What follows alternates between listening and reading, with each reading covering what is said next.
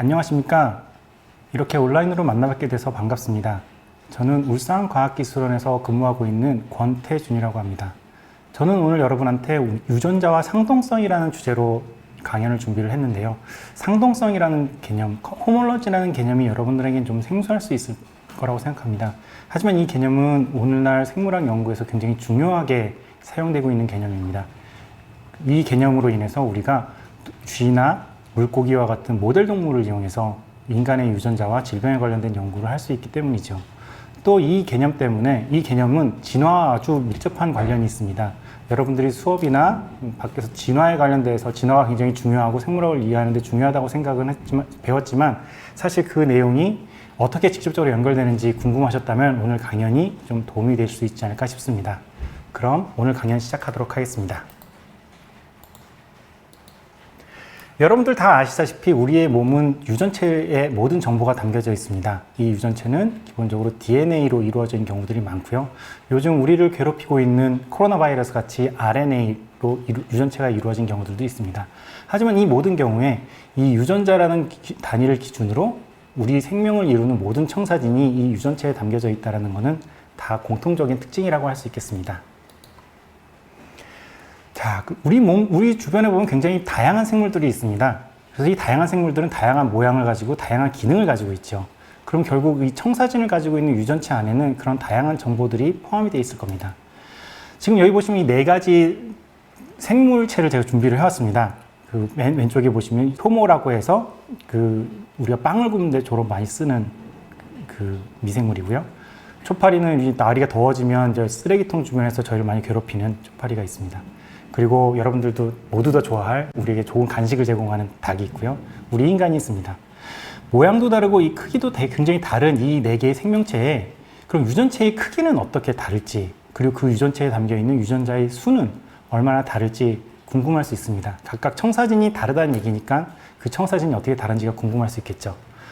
최근에 유전체 연구를 많이 진행하면서부터 이제 그 각각의 표준 유전체가 밝혀지고 그 표준 유전체 기준으로 우리가 그 정보들을 알게 되었습니다. 먼저 유전체의 크기는 베이스 페어라는 기준 단위로 보통 설명을 합니다. 베이스 페어는 보통 DNA나 RNA의 크기를 나타내는 기준이고요. 이 슬라이드에서 보시는 것처럼 AT-ATG, AT-AGC라는 DNA가 있을 때 이거를 10 베이스 페어, 10 베이스 페어라고 얘기를 합니다. 그래서 1kg 베이스 페어는 이 염기가 1000개 있는 경우고요. 1 메가 베이스 페어는 이게 100만 개 있는 경우라고 보실 수 있겠습니다.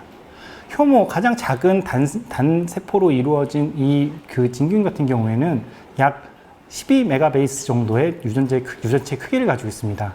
초파리는 그거보다 한 10배 정도 많은 144 메가 베이스 정도를 가지고 있고요.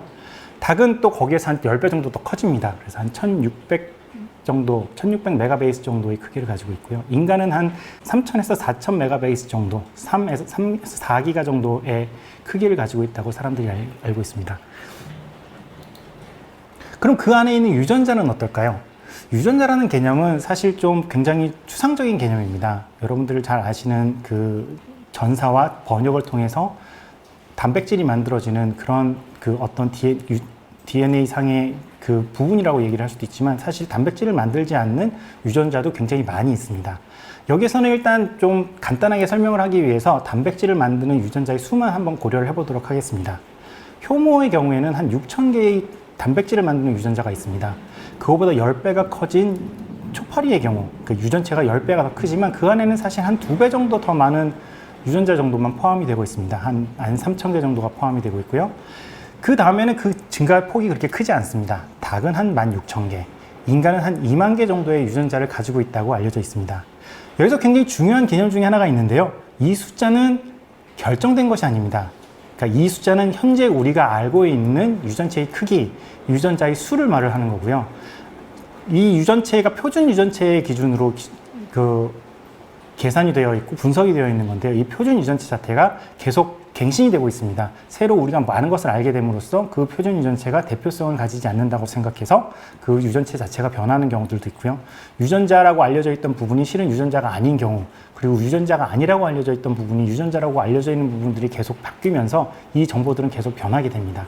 따라서 이 정보는 앞으로 10년 뒤에도 이 숫자가 똑같다는 것도 아니고 앞으로 10년 전에도 이 숫자가 똑같다는 건 아닙니다. 이 숫자는 계속 변할 수 있다는 것을 기억해 주셨으면 좋겠고요.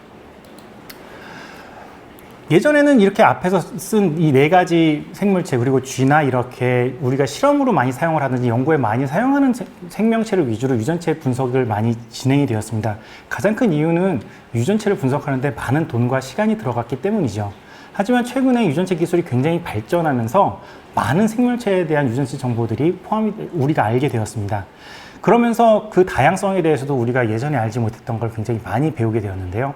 여기에서 보시는 이 귀여운 동물은 멕시코 도룡뇽입니다. 아홀로트리라고도 불리는 도룡뇽인데요. 전 세계적으로는 멸종위기 종에 가깝지만 재생에 관련돼서 굉장히 유용한 모델 동물로 요즘 각광을 받고 있습니다. 가장 큰 이유가 굉장히 강력한 재생 능력을 가지고 있기 때문인데요. 팔을 전체를 잘라내도 몇 달 뒤에면 이 팔이 완전하게 회복이 돼서 기능을 하는 것을 알려져 있습니다. 하지만 또 하나 되게 특이한 점 중에 하나는 이 멕시코 도룡뇽, 특히 이제 도룡뇽들은 유전체가 굉장히 큽니다. 여기서 보시다시피 인간의 유전체가 한 3,000 메가베이스 정도 되는데 도룡뇽 같은 경우에는 3만 메가베이스 정도로 한 10배 정도 크기가 큽니다. 그래서 굉장히 큰 유전체를 가지고 있는데 그 안에 포함되어 있는 유전자들을 분석을 해보면 실제적으로 한 1.5배 정도밖에 크지가 않습니다. 그보다 반대 쪽의 극단적인 예로는 자주복을 들 수 있습니다. 이 푸구 계열에 있는 그 생선들은 유전체가 굉장히 작은 걸로 유명한데요. 이 복어의 유전체는 한 300메가베이스 정도밖에 되지 않습니다. 인간 유전체의 한 절반 정도의 크기고요. 아까 비교했었던 초파리의 한 2배 정도 크기밖에 되지 않습니다. 굉장히 작은 유전체를 가지고 있지만 그 안에 인간보다 약간 더 많은 한 2만 개의 유전자를 가지고 있고요. 척추를 발생을 한다든가 어떤 장기를 발생하는 데 필요한 모든 것들을 가지고 있습니다. 자, 여기서 이렇게 여러 가지 종들과 여러 가지 유전자들, 유전체들의 특징들을 종합해서 봤을 때 여러분들도 아마 궁금한 점이 있을 겁니다. 이 유전자들이 처음에 어떻게 생겼고 걔네들이 어떻게 달라졌기 때문에 이 많은 종들이 생겼는지. 따라서 이 종의 탄생과 유전자의 탄생, 그리고 종의 진화와 유전자의 진화는 아주 밀접한 관계를 가지고 있습니다. 오늘날 진화에서, 오늘날 우리 지구에 있는 많은 생물체들은 사실 모든 그 하나의 공통적인 조상에서부터 유래되었다고 사람들이 생각을 하고 있습니다. 지금 슬라이드가 약간 잘렸는데요. 그 루카라고 해서 Last Universal Common Ancestor라고 하는 모든 생물의 조상이라는 그 집단이 있고요. 거기에서 하나의 그 그룹에 있는 어떤 조상 종들이 새로운 환경과 조건에 계속 맞춰서 진화하고 선택되면서 새로운 유전자와 새로운 종들이 계속 나타났다고 생각을 하고 있습니다. 그럼 이 유전자가 복제되고 유전자가 어떻게 새로운 유전자가 만들어지고 그걸 위해서 어떻게 새로운 종이 만들어지는 데에서 사람들이 굉장히 많이 연구를 했었는데요. 지금 제가 오늘 설명드릴 내용은 주로 이제 유전자의 복제에 의해서 진화가 이루어지고 그 진화에 굉장히 중요한 역할을 한다는 내용입니다. 이 내용은 오른쪽에 소개되고 있는 수스모 오노 박사의 Evolution by Gene Duplication이라는 책에서 아주 자세하게 잘 소개되고 있는데요. 이 책은 1970년대에 나온 책으로 굉장히 오래된 책입니다. 50년이 넘은 책인데 그럼에도 불구하고 오늘날 우리가 이렇게 유전체 연구를 통해서 알게 되는 새로운 것들을 많은 이론으로 담고 있는 굉장히 훌륭한 책이라고 할 수 있겠습니다. 이 책에서는 이런 질문에서 시작을 합니다. 어떤 종이 유전자 XYZ라는 유전자를 가지고 있습니다. 근데 이 종이 새로운 환경이나 어떤 새로운 조건이 되어서 새로운 유전자를 필요로 하게 되는 환경이 되었다고 생각을 해봅시다. 그래서 뭐 선택에 의해서 그런 것들이 발생할 수 있겠네. 만약에 어떤 Y라는 유전자의 기능이 Y2라는 유전자로 단숨에 바뀌어버리게 됐을 경우에는 이 개체에 나쁜 영향을 미칠 수가 있습니다. 왜냐하면 유전자 Y가 원래 가지고 있는 기능이 있었을 거기 때문에 그 기능 자체가 망가지는 것과 똑같은 효과를 가져올 수 있어서 이 어떤 네트워크, 유전자들 사이의 네트워크를 망가뜨리는 효과를 가질 수 있습니다. 그럼 이런 새로운 유전자의 기능이 필요할 때 새로운 유전자의 기능이 어떻게 만들어질 수 있는지 그거에 대해서 고민을 하다가 오노 박사의 아이디어는 유전체 복제가 굉장히 중요한 역할을 할 거라고 제안을 했었습니다. 유전체 복제는 여러분들이 어떤 새로운 문서를 만들 때 컴퓨터에 있는 파일을 복사해서 새로운 버전을 만드는 것처럼 기존에 있던 유전체를 똑같이 복제를 해서 두 개의 버전을 만든 다음에 그 두 개의 버전상에서 어떤 진화적인 선택에 의해서 기능이 달라지는 것을 설명을 하고 있고요. 그래서 크게 유전체 복제와 유전체 진화 두 가지 단계로 나눠진다고 볼 수 있겠습니다. 유전체가 복제된 다음에 진화를 하게 될 때 사실 굉장히 다양한 선택을 할 수 있게 됩니다. 가장 흔한 선택은 사실 유전자가 없어지는 겁니다. 유전자 선택, 진 로스라고 하는데, 똑같은 기능을 하는 두 개의 유전자가 있을 필요가 별로 없을 경우에 사실 하나의 두 개의 유전자가 있다는 것 자체가 별로 그렇게 좋은 상황이 아닐 수 있어서 그 둘 중에 하나의 유전자가 없어지는 상황입니다. 그래서 보통 유전체 복제가 이루어진 다음에 이런 하나의 유전자가 없어짐으로써 다시 이배체 원래대로 한 카피의 유전체와 같은 상태로 돌아가는 현상을 다이플로이다이제이션이라고 얘기를 하는데요. 그건 뒤에 좀 더 설명을 드리도록 하겠습니다. 다른 경우는 이제 두 개의 복제된 유전자가 있으니까 이 두 개의 유전자가 원래 가지고 있던 기능을 나누어서 쓸 수 있습니다. 예를 들어서 진 Y1, Y2라는 새로운 진이 생겼는데 진 Y라는 진이 원래 두 개의 서로 다른 장기에서 기능을 하는 유전자라고 가정을 해봅시다. 그럼 Y1, Y2가 생긴 다음에 Y1이라는 유전자는 어떤 특정한 한 장기에서만 작용을 하고 Y2라는 장기는 다른 장기에서 작용을 하는 식으로 이 기능이 분화가 될 수 있습니다. 이거를 self-functionalization이라고 설명을 하고 있고요. 이제 마지막으로 이제 드디어 우리가 기대했던 새로운 기능도 이런 상황에서는 만들 수가 있습니다. G1이라는 유전자가 이전에 원래 있던 G라는 유전자의 기능을 그대로 가지고 있기 때문에 G2라는 유전자는 사실 새로운 기능을 갖게 되더라도 원래 가지고 있던 유전자 네트워크를 파괴하지 않는 거죠. 그래서 이런 식으로 유전자가 새로운 기능을 갖게 되는 것을 네오펑셔널라이제이션이라고 합니다. 방금까지 설명드린 내용은 하나의 종이 유지될 상황에서의 설명이었습니다. 그게 바로 왼쪽에 있는 상황이고요. 하지만 이러한 현상은 짧은 시간 내에 일어나지 않습니다. 굉장히 긴 진화적 시간표를 기준으로 일어나게 되고요. 따라서 이제 그 기간 동안에 유전체 복제나 유전체 진화뿐만 아니라 종의 분화와 종의 진화도 같이 생기게 됩니다. 종의 분화로 인해서 유전체가 두 개가 생기는 것도 유전체 복제라고 볼 수 있고요. 다시 말해서 이제 오른쪽에 설명드리는 것과 같이 하나의 종이 있을 때 이 종이 두 개의 종으로 분리가 되면서 원래 가지고 있던 XYG라는 유전체가 두 가지 버전으로 존재하게 됩니다. 그리고 이 두 개의 종은 서로 다른 진화적 경로를 거치다가 다른 종류의 진 레파토어를 갖게 되죠. 그래서 이러한 식의 종의 분화와 유전자 진화를 같이 묶어서 생각하는 경우도 그 유전체 복제에 의한 진화라고 할 수 있겠습니다. 여기에서 이제 굉장히 중요한 개념이 나옵니다. 유전체가 복제됐을 때 아까 말씀드린 것처럼 self-functionalization이나 neo-functionalization, 진 로스도 생기지만 사실 많은 경우에 그 유전자가 기능을 고유하게 갖게 됩니다. 다시 말해서 XYG라는 유전자가 X1, Y1, G1, X2, Y2, G2라고 이렇게 나누어졌을 때 원래 가지고 있던 XYG 유전자, 자기 그 조상 유전자가 가지고 있는 기능을 어느 정도 보유하고 있는 경우들이 많이 있는 거죠. 그래서 병렬상동 유전자라는 개념과 직렬상동 유전자라는 개념이 여기서 나오게 됩니다. 이걸 통틀어서는 이제 아까 처음에 말씀드렸던 상동성, 호몰로거스 진이라고 얘기를 하고요. 근데 그 진이 종의 분화와 연결이 되어 있는지, 종의 분화와 연결이 되어 있지 않는지에 따라서 크게 이제 병렬상동과 직렬상동으로 나누게 됩니다. 병렬상동 유전자, 올솔로거스 진 같은 경우에는 종의 분화 과정에서 복제된 상동 유전자를 보통 얘기를 하고요. 직렬상동 유전자는 종의 분화 없이 한 종 내에서 복제에 의해 이루어진 상동 유전자를 이야기합니다. 이러한 유전자 상동성 개념은 우리가 생물학을 연구하는데 굉장히 중요합니다. 왜냐하면 이걸 기반으로 우리가 쥐나 물고기나 다른 모델 동물에서 발견한 어떤 유전자에 대한 정보를 인간의 질병과 인간의 유전자를 이해하는데 바로 사용할 수 있기 때문이죠. 한 예로 여기 그림에 보시면 PAX6라는 유전자가 있습니다.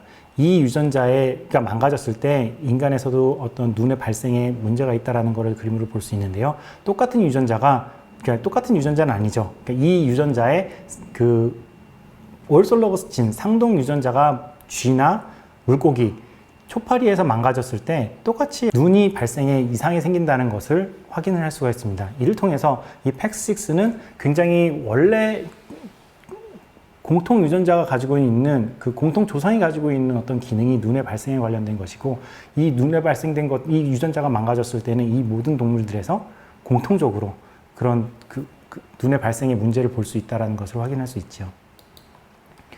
저는 그 모델 동물들 가운데서도 발톱개구리를 가지고 연구를 하고 있습니다. 제노푸스라고 하는 동물인데요. 이 오른쪽에 제노푸스 동물은 특히 이제 그 발생 초기 단계를 연구하는데 굉장히 좋은 시스템으로 알려져 있고요. 아까 상동 유전자의 기준에서 보면 인간과 한 75% 상동 유전자를 가지고 있기 때문에 인간의 많은 유전자들, 질병에 관련되어 있는 유전자나 발생에 관련된 유전자들의 기능을 연구하는데 굉장히 좋은 모델입니다. 특히 근데 이 발톱개구리 같은 경우에는 유전체 복제의 개념에서도 굉장히 좋은 재미있는 현상을 가지고 있습니다. 이 오른쪽에 보시면 이제 위에 큰 개구리가 있고 밑에 작은 개구리가 있는데요. 이 위에 있는 큰 개구리는 아프리카 발톱개구리 제노푸스 레비스라고 하는 종으로 4배체입니다. 4배체라고 하는 거는 우리 몸에는 보통 이제 두 개의 유전체를 가지고, 두 개의 버전의 유전체를 가지고 있습니다. 한 버전은 아빠한테서 온 거, 한 버전은 엄마한테서 온 걸로 가지고 있죠.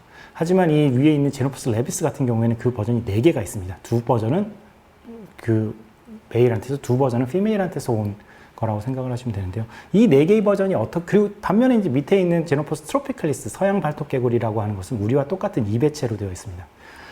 어떻게 이런 게 이루어질 수 있는지 그거를 그 유전체 분석을 통해서 확인을 할 수가 있었는데요.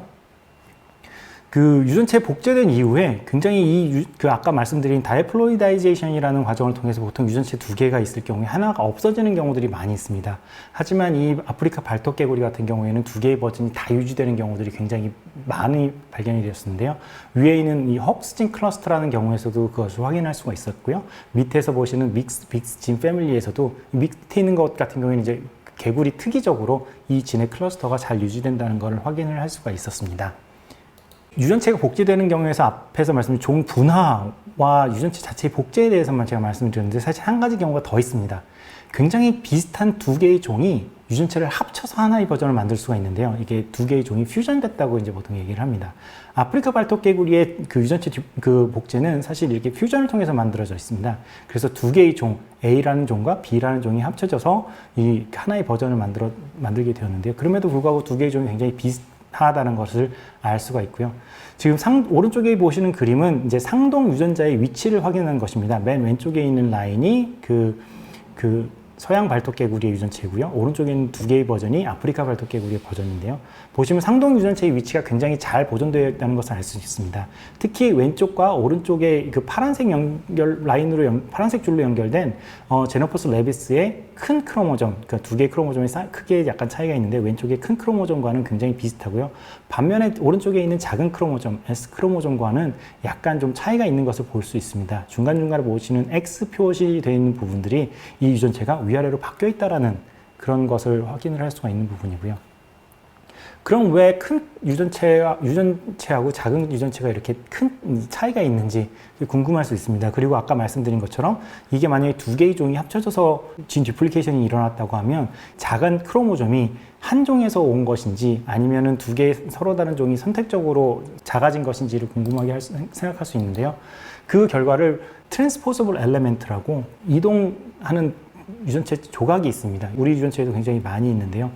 이 트랜스포서블 엘레멘트는 종별로, 개인별로 차이가 굉장히 많기 때문에 그 차이를 가지고 이게 한 종인지 다른 종인지를 구분할 수 있습니다.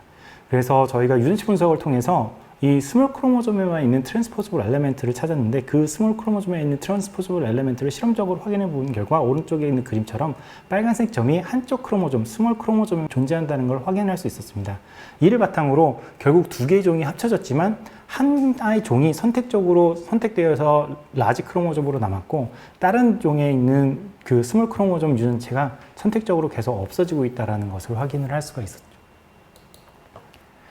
그런 유전체 연구 이외에도 상동 유전자 정보를 기반으로 저희는 또 어떤 척추동물이나 인간에 관련되어 있는 유전자의 기능 연구도 발톱개구리를 통해서 하고 있습니다.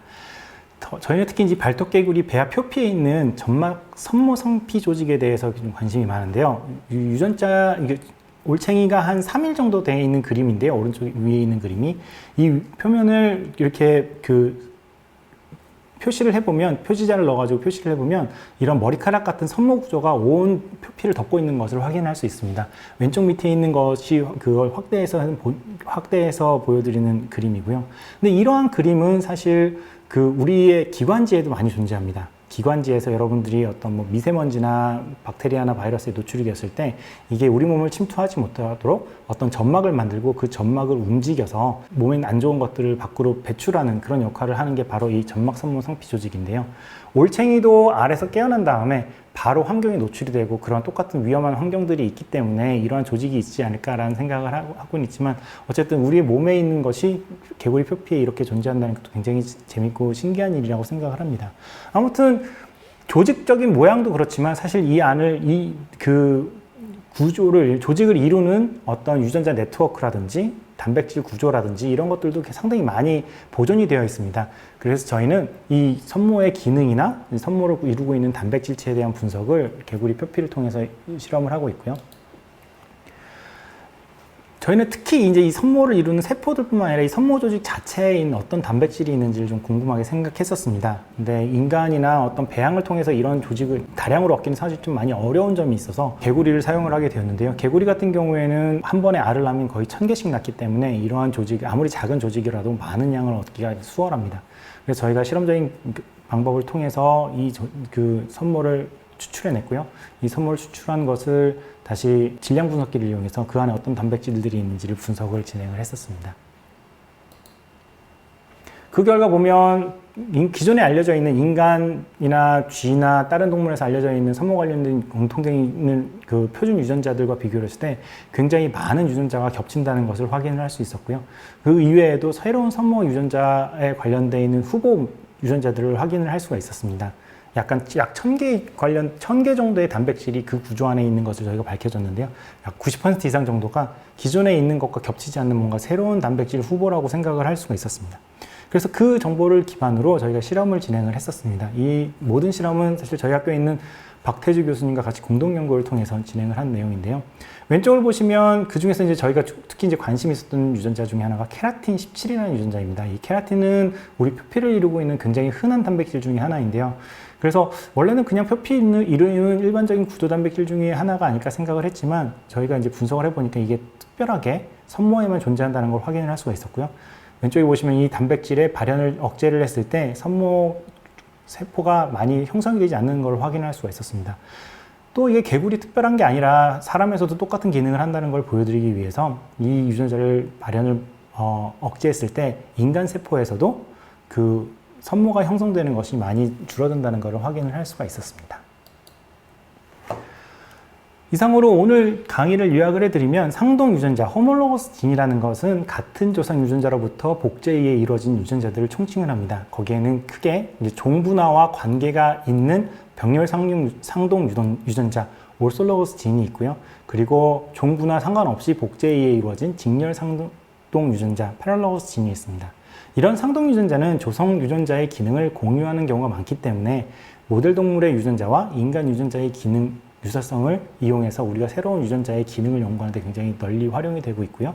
동시에 이제 상동 유전자가 진화적으로 봤을 때 기능 분할을 통해서 새로운 기능의 유전자가 만들어지고 이런 게 우리 다양한 생물들이 다양한 유전자로 다양한 기능을 할 수 있는 그런 근본이 된다고 생각을 하고 있습니다. 거기엔 이제 크게 두 가지. 새로운 기능을 나누어 가지는, 새로운 기능이 생기는 네오 펑셔널라이제이션 부분도 있고요. 기존에 했던 기능을 두 개의 유전자가 나누어 가지는 서브 펑셔널라이제이션 부분도 포함이 될 수 있습니다. 이상으로 제가 오늘 준비한 강연을 마무리를 하겠는데요. 이 마무리를 하기 전에 진화에 관련돼서 많은 책들이 있지만 사실 좀 어려운 책들도 많이 있고 아니면 너무 쉬운 책들도 많이 있어서 좀 좋은 책들을 고르기가 좀 어려운 경우도 많이 있다고 생각을 해서 제가 봤던 책들 중에서 좀 재미있는 책들을 좀 몇 가지 좀 소개를 드리고서 마무리를 하려고 합니다. 저 오른쪽에 있는 이지정 유전자는 워낙 유명한 책이라고 잘 알려져 있고 많은 분들이 이미 접해보셨을 것 같은데 사실 개념적으로 굉장히 좀 어려운 책입니다. 그래서 이 책이 어렵다고 해서 진화에 관련되어 있는 궁극주는 포기하진 않았으면 좋겠고요. 저희가 그러니까 공부를 한 사람이 본 경우에도 굉장히 좀 어려울 수 있는 개념들을 많이 담고 있어서요. 그 오른쪽에 있는 진화라는 책은 칼 지머라는 그 과학 기술자가 쓴 책인데요. 굉장히 약간 교과서적인 책입니다. 교과서적으로 굉장히 그 다양한 예제들을 많이 담고 있는데 굉장히 쉽게 글을 잘 쓰고 최신 정보를 굉장히 많이 잘 담고 있기 때문에 아마 진화를 처음 접하시고 진화를 좀 더 전문적으로 접해보고 싶다라는 그 중간에 있는 단계에서 좋은 길잡이를 할 수 있는 책이라고 생각을 하고요. 밑에 있는 두 책은 사실 좀 방향은 다르지만 결국 우리의 몸의 아픈 이유, 그리고 우리가 이런 형태의 기능을 갖고 우리가 이런 형태의 인간의 유전자를 갖고 유전체를 갖게 된 이유가 결국 다 진화 안에서 해결책이 있다라는 그런 내용입니다. 내 안의 물고기는 진화 과정에서 물고기가 어떻게 육지로 올라오게 됐는지에 굉장히 중요한 화석을 찾게 된 닐 수빈 박사님이 그 과정을 소개하면서 우리 몸에 있는 것들과 다른 동물들의 어떤 기관들이 어떤 연계성이 있는지를 잘 설명한 책이고요. 오른쪽은 우리 몸에 있는 우리가 아픈 이유가 사실 우리 몸에 좀 필요 없는 기능이라고 생각하는 그런 것들이 많이 있습니다. 그리고 그런 것들이 문제를 일으키기도 하고요. 하지만 그런 것들이 실은 진화적으로는 의미가 있는 것들이고 그런 것들이 없어지지 않은 이유가 있다라는 그런 내용들, 우리 몸이 아픈 거, 우리 질병들을 진화적 관점에서 설명을 해주는 그런 좋은 책입니다. 그래서 이런 책들을 가지고 진화나 유전체에 대해서 관심을 좀 더 갖고 그런 걸 좀 더 알아갈 수 있는 그런 계기가 될 수 있었으면 좋겠습니다. 이상으로 오늘 강연 마치도록 하겠습니다. 경청해 주셔서 감사합니다.